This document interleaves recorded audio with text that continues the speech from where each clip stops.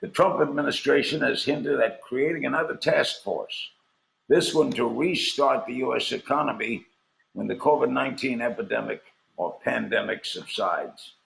Someone who's written about this very subject is Philip K. Howard, noted commentator on U.S. government and legal reform and chair of Common Good.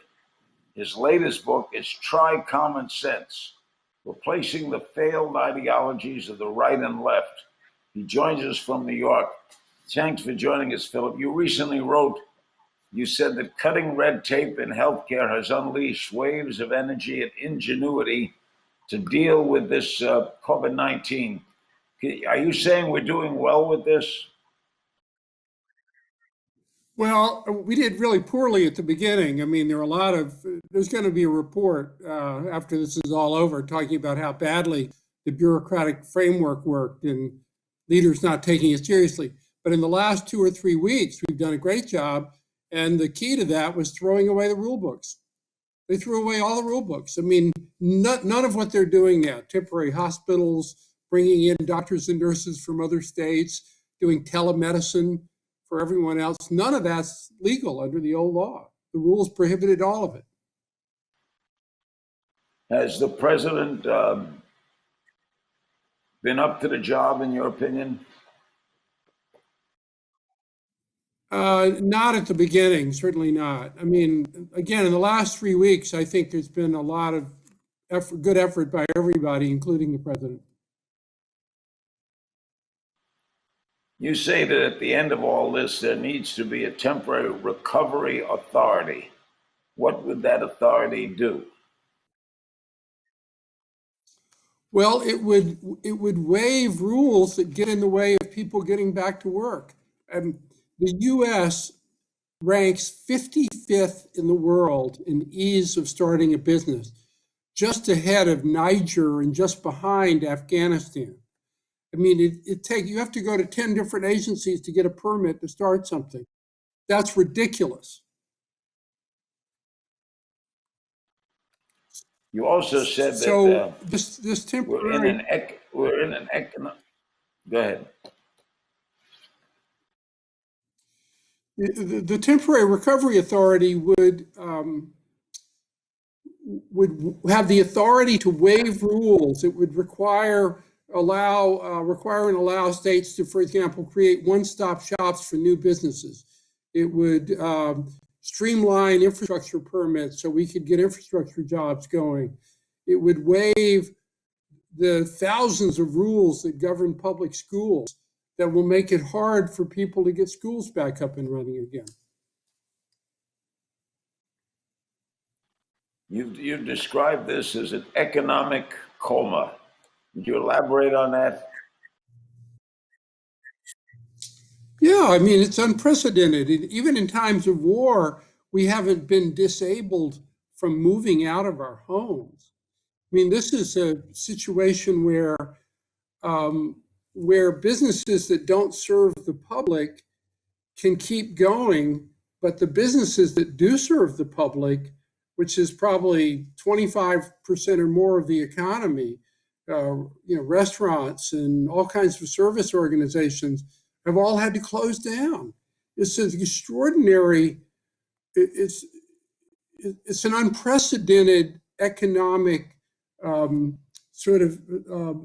abeyance where people are not allowed to work. And we can survive it for a little bit, but not for 6 months.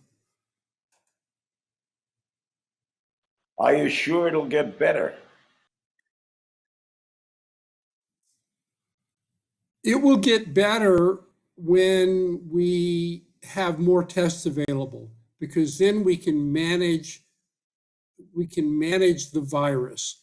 The tragedy and the biggest mistake made is we weren't prepared to gear up quickly when the virus came to test people so we can determine who's had it and so is immune. Those people can go back out in the workforce.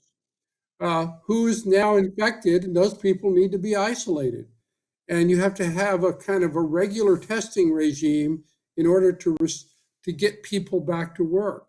And we're still way behind the 8 ball on getting tests available to the public at large. The U.S. Surgeon General, Vice Admiral Jerome Adams, says the week ahead is going to be a Pearl Harbor or a 9/11 moment for most Americans. How much does that concern you? How much does it worry you? Well, certainly that statement is very concerning. Uh, I'm not confident he's accurate. I think the Americans have done a good job of self-isolating. It looks to me, and I'm hoping that the hospitalizations and the deaths have plateaued and will start to decline. So, um, I, my hope is that we can get past the next couple of weeks, get more tests available, and get Americans back to work again. Do you think that'll happen? Well, I think there's a decent shot that by the end of April, um, we will have enough under control that we can begin starting businesses up again and having a test monitoring system like the one that was proposed the other day in the Wall Street Journal by economist Paul Romer, where you just have a rolling series of tests that that isolate the people who are sick and let everybody else do their work. Do you see an interference in the United States elections in November? Well, I'm a little worried about the election process with all the primaries being delayed and such. I mean, we might have to go to mail voting or even online voting. A lot's going to change as a result of this. And one of the things that ought to change is that we should do more things like telemedicine, which are obviously much more efficient than going to a doctor's office. A doctor can see 50 people in the time he could probably see 5 people. With 50 people online, in the time he could see 5 people live. So it'd be incredibly efficient to do that. I think this should also be a wake-up call for this kind of red state nation that we've created. I mean, it's madness that you have a rule for everything, what kind of disinfectant to use. You have to have a same gender attendant when you're transporting disabled people in New York. I mean, all these things sound good in the abstract, but if you're trying to solve a problem, you can't go around with a 1,000-page rule book in your face. And the tragedy of the pandemic is that the people 2 months ago weren't allowed to act because they had to go through the eye of the Washington needle. Well, lessons, they say, are learned from the past. Will we learn lessons from this? Boy, I sure hope so. I think this is a wake-up call that America needs a serious spring cleaning of the regulatory state. And it's not what conservatives have been calling for. It's not to get rid of regulatory oversight. It's to make it simple so that people can actually roll up their sleeves and get things done. Regulation should focus on goals and principles like the Constitution. It shouldn't give people 1,000-page rule books and to say how many inches away from the sink the socket has to be. A lot of these things make no difference whatsoever, or ban telemedicine because it might somehow be viewed by somebody who shouldn't view it. It's so much more effective to let people do their work. So I think coming out of this, we need to have a serious awakening to the need for a spring cleaning commission in all of Washington. I mean, it's just an Amazon jungle of red tape. COVID came into this country, and what it found was a patient with a defective immune system. And the immune system was defective because Americans, the public health workers in Seattle, all around, were not allowed to use their best judgment because of all the red tape. And this should be a wake-up call to clean it out. It's about time. Philip, are you optimistic or pessimistic? I'm optimistic because I believe in the American people. If you look at all the frontline healthcare workers and all the things they're doing, the dedication and really risking their lives going in and dealing with infected people for 12 hours or 15 hours a day. I mean, what a great character the people of this country have. And the tragedy is we've created this regulatory state that doesn't let them be themselves. People in America and schools everywhere no longer have the right to do what's right.